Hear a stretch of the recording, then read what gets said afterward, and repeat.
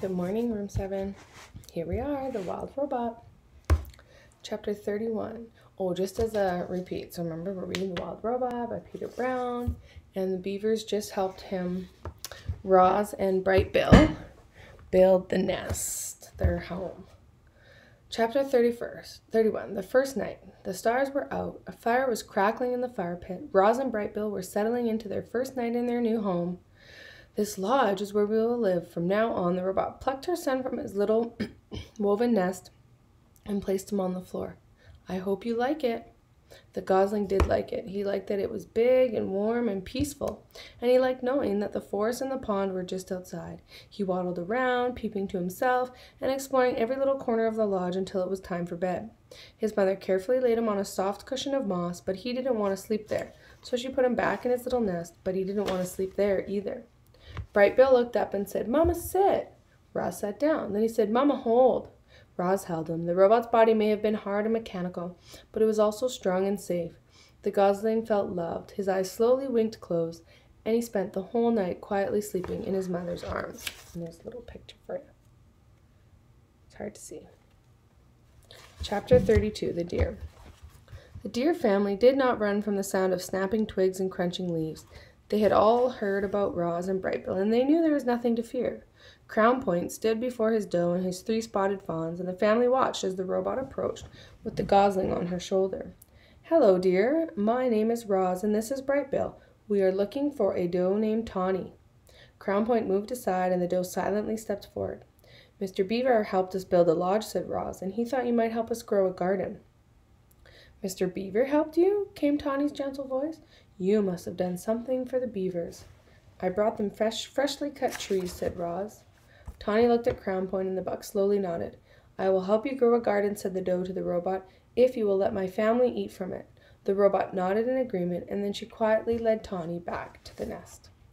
Chapter 33, The Garden. After inspecting the grounds, Tawny asked Roz to move all the dried brambles and weeds and leaves from the garden area. She asked her burrowing friends, the moles and the groundhogs, to dig through the dirt and loosen the soil. And then she asked all the neighbors to do something rather peculiar. "Please leave your droppings around the nest. The more droppings, the richer the soil, the healthier the garden." As you can imagine, Tawny's request got everyone's attention. The place was soon crawling with woodland creatures curious to hear more about the garden project. And just like that, the robot was meeting her neighbors. The plan to help her make friends was already starting to work. There was a festive feeling around the nest that day. Animals were coming and going and chatting and laughing. After some pleasant conversation, each neighbor would choose their spot, leave their droppings, and be on their way, and always with a smile. "We're happy to help," said 2 smiling weasels after finishing up their business. "It was our pleasure," said a flock of smiling sparrows before they flew away. "I shouldn't be much longer now," said a smiling turtle as he slowly made his contribution. As all this was going on, Roz walked around and thanked everyone. "I'm not capable of defecating," she explained, "so your droppings are most appreciated." Once the grounds were fertilized, it was time for the plants. Tawny brought Roz and Bright Bill out to a lush meadow. The robot sank her fingers into the ground and felt the spongy layer of roots below the grass. Slowly, carefully, she rolled up wide strips of sod, exposing the dark, wormy soil. She carried the rolls back to the nest and spread them out to make a patchy lawn. Then she transplanted clumps of wild flowers and clovers and berries and shrubs and herbs until the nest was surrounded by a scraggly collection of plants. "It's not much to look at now," said Tawny, "but the grass will grow into these gaps, and the flowers and bushes should perk up in a few days. I'll return soon to make sure it's all taking root. Before long, this will be a lovely wild garden." Chapter 34, The Mother. Like most goslings, Bright Bill followed his mother everywhere. He was a slow, tottering little thing, but Roz was rarely in a hurry, and together they loved meandering along the forest paths and around the banks of the pond. However, they spent most of their time right in their own garden. You see, the garden was no longer scraggly. Thanks to the robot's careful attention, it was now bursting with colors and scents and flavors. Clearly, Roz was designed to work with plants. "Oh, Roz, you've been busy," said Tawny as her family grazed on the wonderland of growing things. "This garden is glorious. You'll be seeing quite a lot of us around here." Tawny meant what she said. Each morning around daybreak, Roz and Bright Bill would hear quiet footsteps outside the nest, and there would be Tawny and Crown Point and their fawns, Willow, Thistle, and Brook, happily nibbling on the garden. The deer weren't the only regular visitors. The beavers became quite fond of gnawing on a certain hardy shrub at the edge of the garden. Dig Down, the old groundhog, popped up to munch on berries. Broadfoot, the giant bull moose, came by to chew on tree shoots, and of course bees and butterflies were there every day, happily floating through the flowers. There always seemed to be friendly animals hanging around the garden. It was amazing how differently everyone treated Roz these days. Animals who once ran from the robot in fear now stopped by the nest to spend time with her. The neighbors smiled and waved whenever Roz and Brightbill wandered past, and at the dawn truce, the other mothers were eager to share their parenting advice. Make sure Brightbill gets plenty of rest. A tired gosling is a cranky gosling. When the wind starts blowing from the north, you must immediately get Brightbill to safety. North winds always bring bad weather. You'll never be the perfect mother, so just do the best you can. All Brightbill really needs is to know you're doing your best. No gosling ever had a more attentive mother. Roz was always there, ready to answer her son's questions, or to play with him, or to rock him to sleep, or to whisk him away from danger.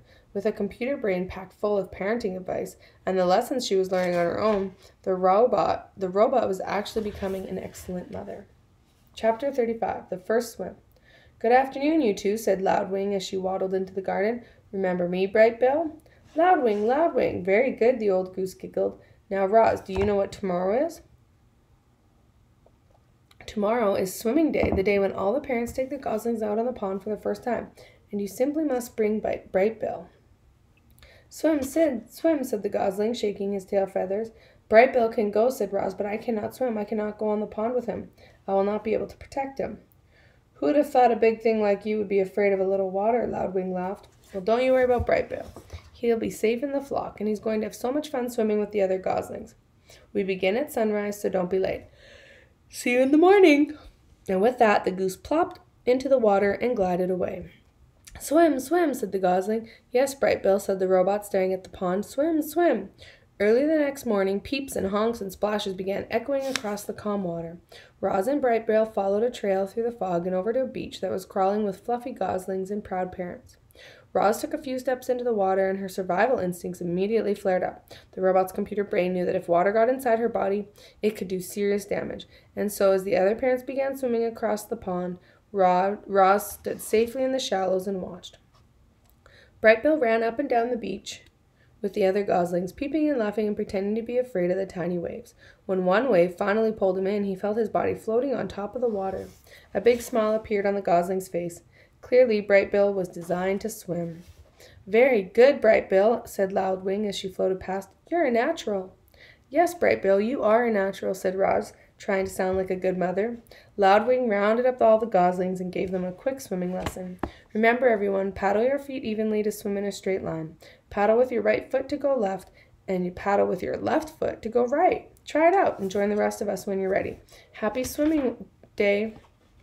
Loudwing and the other adult geese calmly glided toward the center of the pond. A jumble of goslings tried to keep up with them. The youngsters jostled and splashed and peeped with excitement, and gradually they paddled in the direction of their parents. Only Brightbill lagged behind. Mama, swim? Roz pointed to the flock. I cannot swim. Go have fun with the other geese. You will be safe with them. The gosling took a deep breath, then he shook his tail feathers and paddled his feet and set out on his very first swim. He drifted too far to the left, then he drifted too far to the right, but his feet just kept paddling until he caught up with the other goslings. Roz spent the morning watching her son swim around and around the pond, and as she watched him, she felt something like gratitude. Thanks to Brightbill, the robot now had friends and shelter and help. Thanks to Brightbill, the robot had become better at surviving. In a way, Roz needed Brightbill as much as Brightbill needed Roz, which was precisely why she felt such concern when the mood on the pond suddenly changed. One moment, everything was tranquil, and the next moment the geese were in a panic. Something was violently sloshing through the group. It was Rockmouth, the giant toothy pike. The fish had been a problem in the pond for as long as anyone could remember, but he'd never attacked goslings before. All the parents immediately went to protect their young. All the parents except Roz. The robot could only stand in the shallows and watch her son be left the other geese behind and desperately swam toward his mother. Swim to me, Brightbill, quickly! The gosling kicked as fast as he could, but alone on the water he made an easy target. The pond rippled as Rockmouth splashed below the surface. Mama, help! Squeaked Brightbill. The robot was terribly conflicted. Part of her knew she had to help her son, but another part knew she had to stay out of deep water. Her body lurched forward and then backward again and again as she struggled to make a decision. And then Loudwing came to the rescue. Rockmouth, don't you dare harm that little darling. The old goose fluttered over and splashed down right on top of the fish. Leave him alone. She pecked and kicked and beat her wings against the fish until he surrendered to the murky depths of the pond. Loudwing escorted Brightbill back to the beach, and a minute later the gosling was in his mother's arms, safe and sound. Rockmouth isn't as dangerous as he seems, said the goose out of breath, but I think that's enough swimming for one day. So room 7, we're going to stop there. Make sure you check out your assignment below.